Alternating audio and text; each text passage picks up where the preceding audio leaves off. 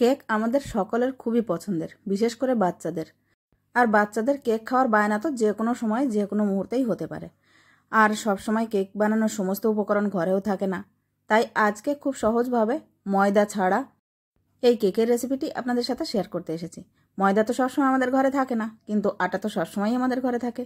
সেজন্য আটা দিয়ে আজকে এই কেকটি আপনাদের সাথে শেয়ার করব।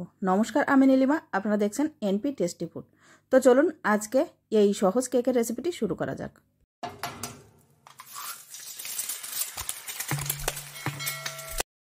আজকে ময়দা ছাড়া, ওভেন ছাড়া এবং ডিম ছাড়া এই কেকটি তৈরি করার জন্য সবার প্রথমে আমি এখানে একটা মিক্সিং বোল নিয়ে নিয়েছি আর নিয়ে নিয়েছি এরকম একটা সেকনি। তার ভেতরে 1 কাপ আটা দিয়ে দিলাম, এটা কফি কাপ। আর নিয়ে নিয়েছি এই কাপেরই হাফ কাপ চিনি। চিনিটা আমি মিক্সিং জারে দিয়ে একটু পাউডার করে নিয়েছি। এই চিনিটাও এর ভেতরে দিয়ে দিলাম। দিয়ে দিচ্ছি হাফ চামচ বেকিং পাউডার এবং 1 চিমটি পরিমাণ দিয়ে দিচ্ছি বেকিং সোডা। এই বেকিং পাউডার এবং বেকিং সোডার পরিবর্তে ইনোও দেওয়া যেতে পারে। ইনো দিয়েও খুব সহজে এই রেসিপিটি তৈরি করা যায়। এইবার এই সব শুকনো উপকরণগুলো আমি এই চালনির সাহায্যে একটু চেলে নেব। তো দেখুন এখানে সব উপকরণ আমি চেলে নিয়েছি। এরপর স্পুনের সাহায্যে একটু মিলিয়ে নিচ্ছি। এরপর যে কাপ মেপে আমি আটা দিয়েছিলাম সেই কাপেরই হাফ কাপ দিয়ে দিচ্ছি সাদা তেল। তেলটা দিয়ে সব উপকরণ আবারও একটু মিলিয়ে নেব। এরপর রুম টেম্পারেচারের দুধ নিয়ে নিয়েছি। আমি এখানে সবার প্রথমে নিয়ে নিয়েছি হাফ কাপ, যদি পরে লাগে তো আরও একটু দেব।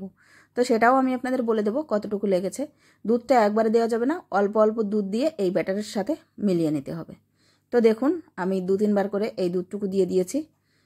সম্পূর্ণ ব্যাটারটাকে মিলিয়ে নেওয়ার পর আমার আরও একটু দুধের প্রয়োজন ছিল, তো আমি আরও অল্প একটু দুধ দিয়েছিলাম। তো টোটাল এখানে আমার 1 কাপের 4 ভাগের 3 ভাগ দুধ এখানে লেগেছে। এরপর এই সব উপকরণ ভালোভাবে একটু মিলিয়ে নিয়েছি। তো দেখুন ব্যাটারের কনসিস্টেন্সিটা ঠিক এরকম আছে। আজকের এই কেকটা আমি একটু কালারফুল করব, সেজন্য এই কেকের ভিতরে দিয়েছি সামান্য একটু অরেঞ্জ ফুড কালার। এটা সম্পূর্ণ অপশনাল, আপনারা চাইলে দেবেন অথবা নাও দিতে পারেন। অল্প একটু ফুড কালার দিয়ে দিলাম, এর ভেতরে 1 চামচ দিয়ে দিলাম দুধ। এবার এই সব উপকরণ ভালোভাবে একটু মিলিয়ে নেব। সব কিছুকে ভালোভাবে মিলিয়ে নিয়েছি। আমাদের কেকের ব্যাটার কিন্তু একেবারেই রেডি। এবার এটাকে একটু সাইড করে নিচ্ছি।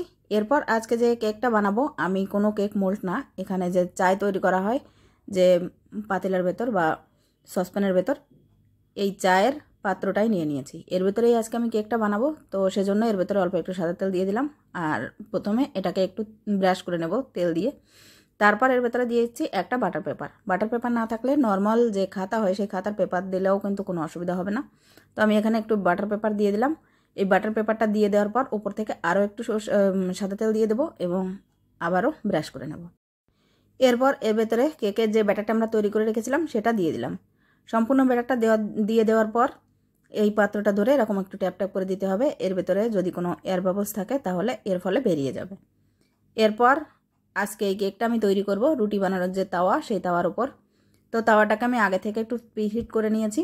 এবার এই তাওয়ার উপর কেক প্যানটা সরাসরি বসিয়ে দিলাম।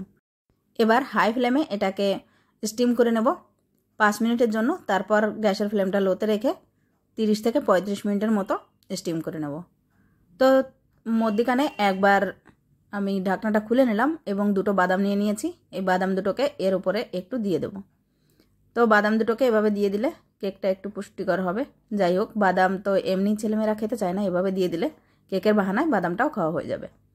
বাদামটা দিয়ে দিয়েছি। এবার আবারও ঢাকা চাপা দিয়ে দেবো এবং 20 মিনিটের মতো স্টিম করে নেব। তো বন্ধুরা 20 মিনিট পর ফিরে আসছি। তো দেখুন এখানে 20 মিনিট হয়ে গেছে।